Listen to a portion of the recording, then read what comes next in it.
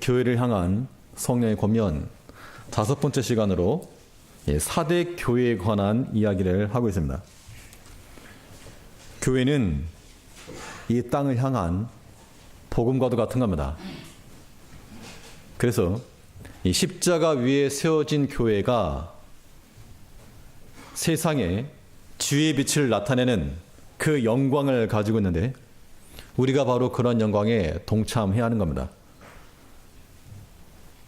이러한 교회를 세워나가라고 부활하신 주님께서 각 교회마다 나타나셔서 권면하시고 또 위로하시고 경고하고 있는 겁니다. 이 요한계시록 살피시면서 각 교회에 나타나신 그 주님이 어떤 모습으로 나타나는가, 그것이 그 교회에 던지는 중요한 메시지였는데요. 오늘 4대 교회에서는 어떤 예수님께 나타나시는가? 3장 1절 한번 보시죠. 4대 교회의 사자에게 편지하기를 하나님의 7영과 7별을 가지신 이가 가라사대. 그러니까 이제 이 4대 교회는 어떤 예수님께서 말씀하시는가 하면 특징이 2가지가 있죠. 하나는 무슨 영? 7영, 그 다음에 7별입니다. 이미 앞에서 나온 대로 7별은 우리가 교회를 가리키는 겁니다. 교회로. 그럼 7영은 우리가 성령을 가리키는 겁니다. 그래서 이 4대 교회에 나타나신 부활하신 주님은 어떤 모습으로 나타나셨는가 하니 교회에 필수적인 요소로서 하나님의 영이 계셔야 된다. 즉 생명의 영, 성령께서 교회의 중심이 되셔야 된다라고 하는 것을 말하고 있는 겁니다. 바꿔 말하면 이 4대 교회가 어떤 교회였습니까? 생명에서부터 멀리 떨어져 있는 그런 교회였다는 거죠. 그렇죠, 우리 중고등학생들? 네. 훌륭합니다. 핸드폰 다 걷으라 그랬는데 걷었어요? 핸드폰 여기 있어요. 아, 예.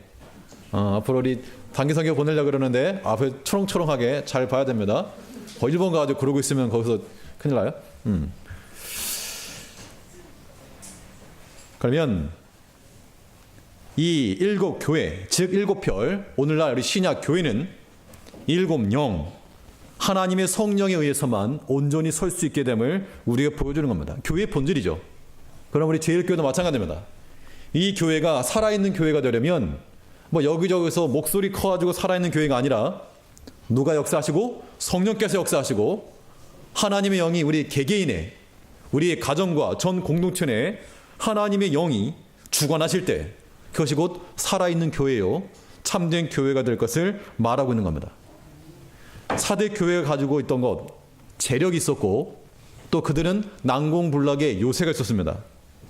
그러나 사람이 생각하는 것만큼이나 재물로도 되지 않고 재력으로 되지 않고 요새로서도 되지 않고 오직 하나님의 영으로서만 온전히 세워질 수 있는 겁니다. 이러한 교회가 되라고 우리에게 명하신 것만큼 하나님의 영 가운데 거하여서 하나님의 성령으로 세워나가는 우리 교회가 되어야 되겠습니다. 그러면 이 4대 교회를 통해서 오늘날 우리에게 주시는 성령의 권면은 무엇인가? 우리 본 말씀을 통해서 살펴보겠습니다. 첫째는 하나님의 교회에는 영적 싸움이 있어야 될 것을 말하고 있습니다. 한번 따라서 하시죠. 영적 싸움이 있어야 된다. 사람과의 싸움이 아닙니다. 영적 싸움입니다. 아무런 문제가 없다고 해서 그게 좋은 교회인가? 우리 교회는 아무런 문제가 없습니다. 아무런 시험도 없습니다. 그런 게 좋은 건강한 교회라고 볼 수 없고, 물론 문제 있는 것보다요 문제 없는 게 낫겠지만, 그러나 부모님이 자녀들 키우실 때요 아이들이 한 번도 감기 안 걸리고 한 번도 안 다치고 그런 거 없죠. 비록 아이들이 다치고 깨지고 하지만 다시 회복되고 다시 건강하게 되는 것, 이것이 정상적인 성장의 모습이라는 겁니다. 그게 건강한 아이의 모습이죠. 건강한 교회라고 하는 것은 시험이 당연히 있죠. 문제가 있습니다. 많은 어려움, 예측할 수 없는 그런 일들이 벌어지지만, 그러나 하나님의 영에 의하여서 회복하시는 성령에 의하여서 회복과 치유가 일어나는 것, 이것이 건강한 교회라고 하는 겁니다. 특히 4대 교회에 주시는 말씀 가운데 하나가 너의 영적 싸움이 있어야 된다. 너네 그거 없으니까 너네가 지금 빌빌대는 거 아니냐, 거의 뭐 산 송장과도 같다, 그 얘기를 하고 있습니다. 오늘 본문을 주의 깊게 읽어보셨으면 아시겠지만 다른 교회에 비해서 사대교회에 없는 것 두 가지가 있습니다. 없는 것 두 가지가 무엇입니까? 라고 물어보면 좋겠지만 또 한번 다 보셔야 되니까 사대교회 다른 아시아 지역에 있던 다른 교회와 달리 없던 것 두 가지가 있는데 혹시 눈치를 채셨으면 말씀해 보셔도 되겠습니다. 학생들 눈이 철망철망한 영주? 다른 교회에 비해서 사대교회는 뭐가 없어 보입니까? 네, 그렇습니다. 뭐가 없냐면 하나는 칭찬이 없고 다른 교회는 칭찬도 있고 책망도 있었는데요. 이 사대교회는 칭찬이 없습니다. 또 하나 이단 사상이 없습니다. 이 두 가지 특징이 물론 칭찬이 조금 있긴 있습니다. 그게요. 4절을 보면 그러나 사대에 그 옷을 더럽히지 아니한 자 몇 명이 내게 있어. 그러니까 옷을 더럽히지 아니한 자 몇 명이 있다 그랬는데요. 그 당시 사대는 사치와 향락의 대명사였습니다. 돈이 그 도시에 쏟아지고 있고, 그러니까 그 사치와 이 향락이 판치던 그곳에서 교회가 번성을 했는데요. 그 당시로는 한 1000명이 들어갈 수 있는 건물이 있다고 합니다. 그러면 산술적으로 1000명이 들어가는 교회 가운데서 이 옷을 더럽히지 아니한 자 몇 명? 서너 명, 몇 명 있었다. 이게 칭찬입니까? 책망입니까? 자, 비유를 좀 더 해보시죠. 1000명 가운데 한 서너 명이면 10,000명 가운데는 한 수십 명이죠. 한 10만 명 가운데 수백 명입니다. 10만 대군이 이끌고 전쟁터에 나갔는데 수백 명 돌아온 겁니다. 그럼 잘한 거죠, 그게. 잘했다는 게 아니라 물론 소수의 사람에게는 칭찬한 게 맞죠. 너희가 믿음 지켰다. 그렇지만 이 사대 교회적으로 보면 전체적으로 책망입니다. 너네 1000명 가지고 서너 명 남았냐? 이렇게 집에 생활비 하라고 꿈의 숫자이긴 하지만 1000만 원 갖다 줬습니다. 1000만 원 갖다 주고 생활을 하시오.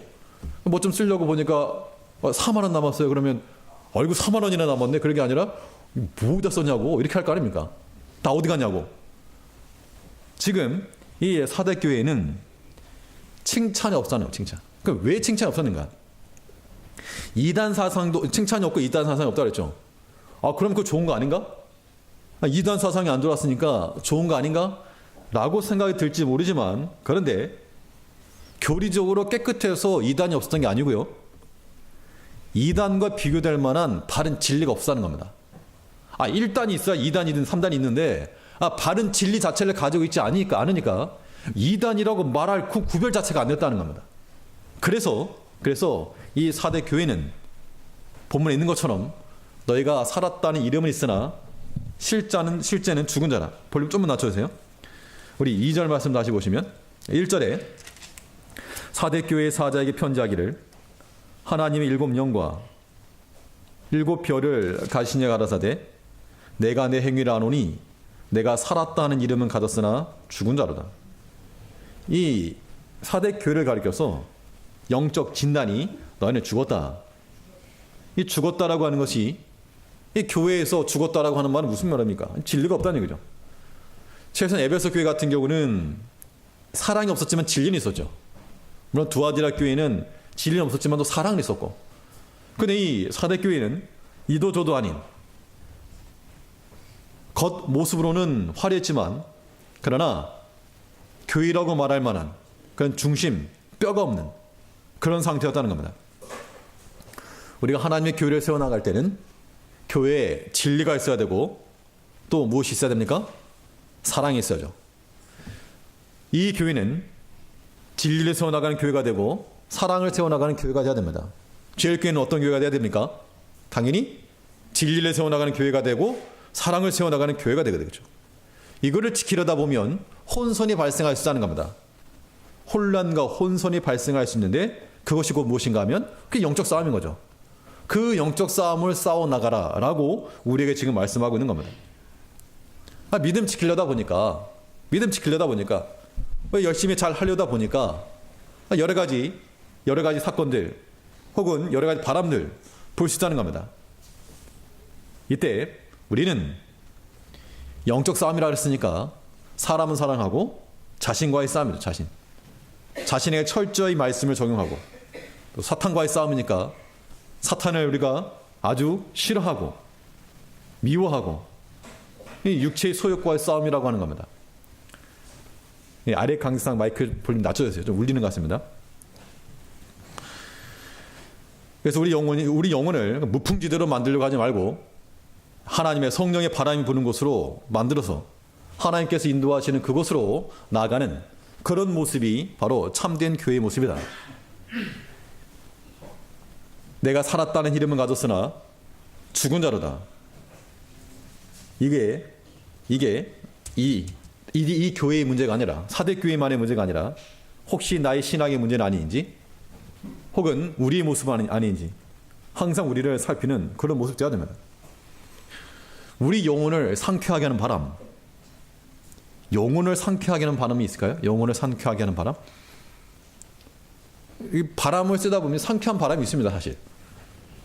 제가 이 안산에 부교육자로 갔다가 안산 첫날 갔는데 공단에서 넘어오는 냄새 때문에 너무 머리가 아프더라고요.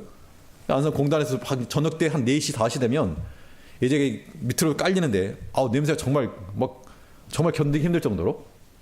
그러다 이제 안산에서 이제 도봉을 갔는데, 도봉 사택에서 교회를 지나가려면 도봉산에 이렇게 흘러내리는 조그만 개천 하나 건넙니다. 다리가 있어가지고 그 다리를 건너는 순간 산에서부터 바람이 싹 불어오는데요. 지금도 쉴 수 없네. 그 산바람의 향기, 맨날 그 공단 냄새 맡다가 산바람 향기 딱 들어오는 게 너무 상쾌하고, 좀 뭐랄까, 좀 사람이 힐링이 된다고 할까? 굉장히 상쾌한 그런 느낌을 받은 적이 있었는데요. 이 육체라고 하는 것이 하나님이 지으신 창조의 질서를 따라서 그런 바람만 쐬도 육체가 힘이 나는 겁니다. 우리 영혼은 하나님의 성령의 바람을 받아서 하나님께서 주시는 그곳으로 우리의 코로, 입으로, 귀로, 눈에 들어가게 하여서 우리 영혼이 상쾌해질 수 있도록, 비록 이것이 영적 싸움일지라도 우리는 진리를 세워나가는 일과 사랑을 세워나가는 이 일이 우리에게서 중단되지 않고 힘써 나갈 거라는 겁니다. 영적 싸움에서 한 가지 말씀드리면요, 가끔 성도님들 기도하시다가 한탄 눈물 흘리시면서 기도할 때가 있죠. 가슴을 치면서. 그런데 그때 보통 어떤 것 때문에 가슴을 치십니까? 뭐 때문에 눈물 흘리면서 기도하십니까? 자식이죠. 자식 때문에 그렇고, 애들이 학교를 가야 되는데 학교 때문에 그렇고, 취직 때문에 그렇고, 결혼 때문에 그렇고, 또 내 신세가 한탄돼서 그렇고, 그런 것 때문에 우리가 가슴 치면서 눈물 흘려봤어도 죄 때문에 가슴 치면서 눈물 흘려보셨습니까? 내가 하나님의 사람인데 내가 또 죄를 범해왔구나. 그 죄가 온통해가지고 그 죄가 온통해서 가슴을 치면서 눈물 흘리면서 기도해본 적 있었는가? 그렇지 않다는 겁니다. 그러니까 우리 신앙 수준이 아직도 어리다는 거죠. 영적 싸움이라고 하는 것은 우리가 눈물을 흘리며 기도하는데, 그 눈물을 흘리면서 기도하는 것이 우리 자식들 잘 되는 거, 뭘 사업 잘 되는 거, 내 신세 한탄, 그런 거 가슴 치는 것도 되지 않는다는 겁니다. 죄와의 싸움, 죄와의 싸움. 죄라고 하는 것은 하나님께서 금하신 것도 있고 하나님께서 적극적으로 명하신 것도 있습니다. 우리는 근데 하지 말라는 거, 이것만 죄라고 생각하죠. 하지 말라는 것을 했으니까 죄다? 아니요. 하나님께서 우리에게 적극적으로 하라고 명하신 것도 굉장히 많습니다. 그거는 왜 안 하시냐는 거죠. 그거는 항상 기도하라, 항상 감사하라, 범사에 감사하라. 하나님께서 우리에게 적극적으로 명하신 명령인데 그거 안 하면 우리 양심의 가치가 없지 않습니까? 죄 졌다고 생각도 안 하시잖아요. 근데 예를 들어서 하지 말라고 하는 거 하면 그것도 마음에 좀 걸리고, 이게 불완전한 겁니다. 불완전한 거. 그러니까 우리의 싸움이라고 하는 영적 싸움인데, 죄와의 싸움이요, 육체의 소욕과의 싸움이요, 이 진리를 거스르는 것과의 싸움이라는 겁니다. 이런 싸움이 우리 가운데 있어야지만이 참된 교회라는 얘기죠. 이런 교회를 세워나가려면 우리 안에 누가 계셔야? 하나님의 영, 성령께서 계셔야지만이 가능하다는 겁니다. 그러므로 우리가 깨어서, 오늘 본문에서 그래서 깨어서 우리 영이 하나님의 영으로 말미암아 붙들림 받아서 영적 싸움을 잘 세워나가는, 그래서 살았다는 이름은 있으나 죽은 자로다가 아니라 명실상부하여, 이름과 실제가 서로 부합하는, 살았다는 이름도 있고 살았다는 실제도 있는 그러한 교회, 그러한 개인이 우리에게 되어야 될 줄 압니다. 둘째로 이 사대교회를 통해서 오늘 우리에게 주시는 성령의 권면은 무엇인가? 둘째는 하나님 의지하는 환경이 있어야 한다는 겁니다. 하나님을 의지하는 환경이 있어야 된다. 하나님 의지하는 환경이라고 하는 것이 좋은 걸까요? 나쁜 걸까요? 예, 그렇죠. 그럼 이렇게 한번 바꿔서 말해보면요. A라고 하는 사람과 B라는 사람이 있습니다. A는 돈이 굉장히 많습니다. 아주 많습니다. 주머니만 털면 수표가 튀어나옵니다. B라고 하는 사람은 뒤져도 없습니다. 그러면 A라고 하는 사람은 특별히 하나님 안 도와줘도 먹고 사는데 지장 없어요. 어려움도 없고. 아무튼 돈 필요하면 퍽퍽 쓸 수 있으니까.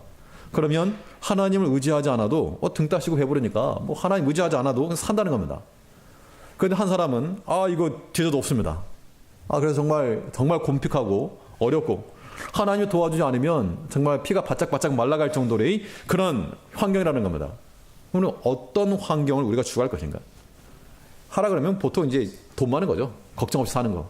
물론 그러면 좋죠, 사실. 왜 그런 환경이 있다 그러면 우리가 그걸 굳이 마다하거나 버릴 건 아니라는 겁니다. 그러나 그것이 우리의 온전한 복이 되지 못한다는 겁니다. 우리는 비록 세상에 물질이 부족하다 할지라도 하나님을 의지하는 그 환경 속에 들어갈 때 세상에 걱정거리 없는 삶이 인생의 목적이 되거나 복된 삶이 되어서 안 되고 우리는 하나님의 도우심과 하나님의 지키심으로 살아간다라고 하는 그러한 믿음이 우리 가운데 있어야지만이 그러한 믿음, 그러한 사람 마음속에 하나님의 영이 살아서 역사하신다는 겁니다. 내가 쌓아둔 많은 물질로 하나님의 도움 없어도 편하게 산다. 이게 성경이 약속한 복이 아니라는 겁니다. 이 사도교회가 어떤 교회였는가 하면요. 굉장히 물질에 풍성했습니다. 무엇 때문에 이렇게 돈이 많았느냐. 이 사대라고 하는 지역이 굉장히 요새 지역인데 한 400m 이상의 그런 지역이 있는데 그 지역 그 앞으로 황금천이라고 불리는 이 팍톨로스 강이 있었는데 거기에서는 이 사금이 채취되었다고 합니다. 그러니까 거기에는 금이 많은 거죠. 금. 그 세계 최초로 금화를 제조하던 그런 곳이었습니다. 그래서 그 당시 그 왕은 오늘날 돈 많은 사람 그러면 빌 게이츠 이렇게 하면 대충 통하는 것처럼 그 당시 그 왕이 이름을 대면 그 사람만큼의 부자 이런 호칭이 있다고 합니다. 지금도 이 발굴하다 보면 금화 제조하는 그런 가마터가 도가니가 300개 이상이 나오고 그래서 여러 가지 황금을 통해서 그들은 부를 약속한 황금이 있었지만 그러나 그들의 믿음은 이 정금 같은 믿음이 되지 못했다는 겁니다. 돈이 많으니까 당연히 뭐로 연결되겠습니까? 돈 많으면. 돈 많은 사람이 아주 경건하고 이런 경우도 있죠, 사실은. 아브라함 같이. 근데 돈이 많으니까 사람들이 사치하게 되고 게을러지고 왜냐하면 특별히 안 해도 돈이 나오니까. 그래서 그 당시 이제 사회적 분위기가요. 이 나라에서 명한 겁니다. 옷을 입을 때 무릎까지 오는 무슨 치마를 입고 장화 같은 신발을 신고 이런 것들이 거의 국가적으로. 그러니까 사람들이 특별한 일 안 해도 돈이 남아 도니까 땅 파면 석유가 나오는데 일을 하겠습니까? 그러다 보니 그러한 도시에서 사람들의 마음이 사치와 게으름과 방탕과 부도덕과 이런 것이 팽배해졌다는 겁니다. 비록 그들의 무엇은 많았지만 돈은 많았지만 지나가는 개들도 금수저를 물고 다니는 그런 환경이었을지 모르지만 그러나 그들의 믿음은 정금 같은 믿음이 되지 못했다는 겁니다. 오늘날 우리에게 요구하시는 바 하나님께서 우리에게 요구하시는 바는 무엇인가? 너네 돈이 많아가지고 아무런 걱정 없이 잘 먹고 잘 살아라. 이것이 우리에게 요구하시는 하나님의 명령이 아니라 너희가 비록 없을지라도 부족할지라도 하박국 선지자의 말이 내가 비록 무화과 나무에 소출이 없고 밭에 소출이 없고 우리의 양이 없고 외양간에 소가 없을지라도 하나님을 인하여 즐거워하겠다라고 하는 그 신앙 고백, 그 믿음이 있을 때 하나님께서 그 사람을 기뻐하시고 그 사람을 들어 하나님의 일을 이루어 나가신다는 겁니다. 우리는 세상의 것을 의지하는 것이 아니라 하나님 의지하는 환경으로 만들어가면 됩니다. 광야 백성들이 40년을 살았습니다. 뭘 먹었습니까? 만나를 먹었죠. 그럼 만나를 먹을 때 우리 생각 같으면 40년 동안 먹을 거를 한 1년치씩만 쌓아놔도 얼마나 안정적으로 살겠습니까? 근데 하나님께서 그리하지 아니하시고 매일같이 먹고 그 다음날 또 받아서 먹고 상당히 불안하거든요. 상당히 불안하고 내일 일을 기약할 수 없다는 겁니다. 그러니까 어떻게 사는 겁니까? 하늘 쳐다보고 사는 겁니다. 내려주면 먹고 사는 것이고 만지면 못 먹는 것이고 그러한 하나님의 경외감, 하나님 향한 신실함 그런 것이 우리 가운데 있어야 할 것을 말하고 있는 겁니다. 생활 가운데 여러 가지 어려움이 있을 수 있습니다. 불안감도 있죠. 그러나 우리 오직 하나님만 의지할 때 그때 우리 마음 가운데 하나님이 살리시는 거 그 하나만 믿으면 마음이 위로가 되죠. 하나님 설마 죽이시겠습니까? 믿지 않는 사람들 사이에도 산 입에 거미를 추리함 그런 말이 있는데 하나님께서 그 사랑하는 백성들을 버리시겠는가? 그러지 않으실 겁니다. 우리 믿음이 껴있고 하나님을 사랑하고 그 말씀에 순종하고 생명의 영, 성령의 이끌림만 받는다면 하나님께서 반드시 사망의 음침한 골짜기를 지날지라도 우리의 푸른 초장으로 인도하실 그 생명의 주님을 우리가 기대하고 나간다는 겁니다. 이런 하나님을 믿고 의지하는 우리가 되어야 되겠습니다. 또 사대교회를 통해서 우리에게 주시는 권면이 무엇인가? 교회는 생명의 작용과 반응이 있어야 한다는 겁니다. 생명의 작용. 이 죽은 자에 관한 이야기가 나오고 있는데요. 그러니까 사대교회에 가르쳐서 너네 죽은 자라. 너 죽어 있는 것을 깨워라. 이렇게 말씀하고 있는데 이 사대교회 근처에 큰 공동묘지가 있었다고 합니다.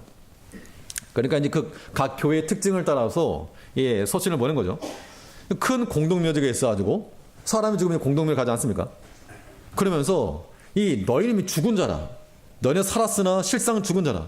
이 말했을 때 이 사대교회 성도들이 받아들였을 그 충격이라고 하는 것은 우리 죽었다는 얘기네? 우리 지금 산 송장 취급하네? 이렇게 들렸을 거라는 겁니다. 예수님께서 사대교회의 영적 상태를 마치 공동묘지의 시체와 같은 거라고 진단하시는 겁니다.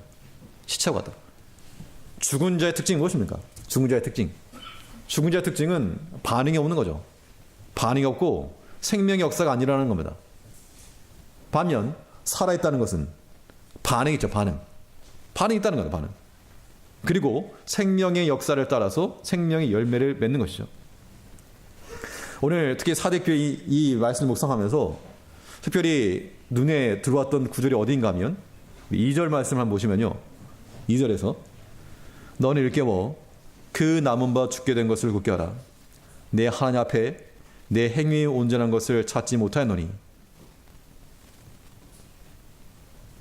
살았다는 이름은 가졌으나 너 죽은 자라. 너 지금 죽어가고 있다. 그거 일깨워서 남은 바 죽게 된 거, 그나마 남은 바 죽게 된 거 그거 죽게 내버려 두지 말고 방치하지 말고 다시 굳게 세워라 라고 말하고 있는데 이때 예수님께서 얼마나 답답하셨으면 예수님께서 친히 자신을 가리켜서 자, 나 잘 보고 따라해. 마치 이런 명령을 주신 겁니다. 너는 정말 그 죽은 자처럼 살아있지 말고 나 보고 내가 어떻게 하나님을 섬겼는지 어떻게 하나님 말씀을 성취해 나갔는지 그거 보고 좀 잘 좀 해. 따라와. 그 말씀으로써 내 하나님 앞에 2절 다시 너는 일깨워 그 남은 바 죽게 된 것을 굳게 하라. 내 하나님 앞에 여기서 내 하나님이라고 하는 말이 사도 요한을 가리킨 게 아니고 지금 사대 교회에 나타나서 이 교회에 말씀하시는 이 주님을 가리키는 겁니다. 주님 예수님 자체가 하나님이시오. 또 하나님을 가리키는 나의 아버지라고 하셨는데 이 예수님께서 친히 내 하나님 앞에서 내 행위를 온전하게 하라. 즉 이 말은 내가 어떻게 순종하였고 어떻게 시험을 이겼으며 어떻게 제자들을 사랑하였고 어떻게 이 땅 가운데서 살아갔는지 그걸 보고 그 섬김의 도를 따라오너라. 그 이야기를 지금 하고 있다는 겁니다. 죽어가는 것을 그대로 내버려 두지 말고 만일 우리에게도 죽어가는 것이 있다면 그대로 내버려 두지 마시고 반드시 생명의 반응과 작용이 일어날 수 있도록 그 보는 주님께서 어떻게 하셨는가 그걸 보자는 겁니다. 주님께서 시험 나가실 때 주님께서 어떻게 하셨는가, 줄이실 때 주님께서 어떻게 하셨는가, 제자들이 비난하고 돌이킬 때 주님 어떻게 하셨는가, 서기관과 바리새인들이 없는 말을 지어서 오해하고 핍박할 때 주님 어떻게 하셨는가, 그걸 보고 따라오라 그 얘기입니다. 너는 일깨워 그 나은 바 죽게 된 것을 굳게 하라. 내 하나님 앞에 내 행위에 온전한 것을 찾지 못하였노니 내 하나님 앞에서 내 행위를 온전하게 하여 바르게 일깨우라. 그 이야기를 하고 있는 겁니다. 이제 우리 주님께서 마치 숙달된 조개와 같이 우리 주님을 옆에 놓고 주님이 행하신 그 일거수일투족을 우리가 보며 그를 따라하여서 하나님 섬기는 법과 하나님 섬기는 도를 잘 따라가는 우리가 될 때 우리가 온전한 교회가 되고 그 교회를 구성하는 우리 개인이 될 거라고 하는 겁니다. 우리에게서는 이 썩어짐의 작용이 아니라 생명의 작용, 죽은 자의 시체의 냄새가 아닌 생명의 열매와 생명의 향기가 나타나는 우리 개인과 우리 교회가 되어야 한다는 겁니다. 또 이 교회에 있어야 될 성령의 인도함을 받는 그 교회에 있어야 될 내용이 무엇인가? 우리 보호자 되시는 하나님을 신뢰하는 겁니다. 하나님 나의 보호자시라. 하나님이 지키시면 가하고 하나님이 지키지 않으면 아무리 우리가 애써도 무너진다. 여호와께서 집을 세우지 아니하시면 세우는 자의 수고가 헛되고, 이 4대 지역이 지리적으로 난공불락 요새였습니다. 높은 지역이 있었는데요. 고원 지역이 있다 보니까 이 공간이 협소하죠. 그래서 다 못 들어갔습니다. 다 못 들어가니까 그 4대 주변 그 윗동네가 있고 아래도 동네가 하나 있었습니다. 그래서 이제 위 4대 아래 4대에서 4대 복수로 나오는데, 근데 이 4대라고 하는 지역이 아주 길은 하나밖에 없고 나머지 사면으로는 벼랑입니다. 벼랑. 그냥 깎아지는 듯한 벼랑이기 때문에 뭐 거기 들어가려면 길이 하나밖에 없으니까 그 문만 탁 걸어망그면 뭐 쳐들어올 수가 없다는 겁니다. 근데 역사적으로 이 4대 지역이 2번 함락이 되었는데, 한 번은 사이러스 왕, 성경에 나오는 고레스 왕이죠. 이 고레스 왕이 이 4대 지역을 포위를 했습니다. 아니, 한 2주, 14일 동안 포위를 했는데, 도무지 어떻게 방법이 안 보인 겁니다. 그래서 전군에 저 4대를 들어갈 수 있는 방법을 찾아와라. 그에게 특별한 상을 내리겠다. 라고 그랬는데, 그 가운데서 히에로에데스라고 하는 군인이 가만히 보고 있었는데, 그 보초를 서고 있던, 4대 지역에 보초를 서고 있던 한 군인이, 그러니까 어떻게 하다가 철무가 밑으로 떨어졌답니다. 근데 가만 보니까 그 보초를 서는 사람이 성벽을 타고 이렇게 내려가가지고 밑에 가지고 철문을 주워가지고 올라가더란 거죠. 가만 보고서 저기 사람이 왔다 갔다 할 수 있는 뭐가 있나 보네? 손잡이가 있나 보네? 그것을 가지고 밤에 특공대를 조직해가지고 거기를 기어서 올라간 거죠. 갔더니 아무도 없는 겁니다. 아무도. 왜 아무도 없었는가? 설마 여길 누가 기어 올라올 것이냐? 아무런 방비도 없이 있다가 기습 특공대에서 점령되었다는 겁니다. 그래서 이 4대 교회에서는 한 번 더 또 한 번 있었습니다. 그다음에 알렉산더 사후에 이 안티오코스하고 아케우스가 서로 붙었는데, 이 안티오코스가 이제 몰아붙이니까 아케우스가 이 4대 지역에 들어가가지고 문 걸어 잠근 겁니다. 여기 이제 난공불락 요새니까. 여기도 마찬가지로 이제 포위를 하고 있었는데, 라고라스라고 또 군인이 옛날을 또 기억해낸 거죠.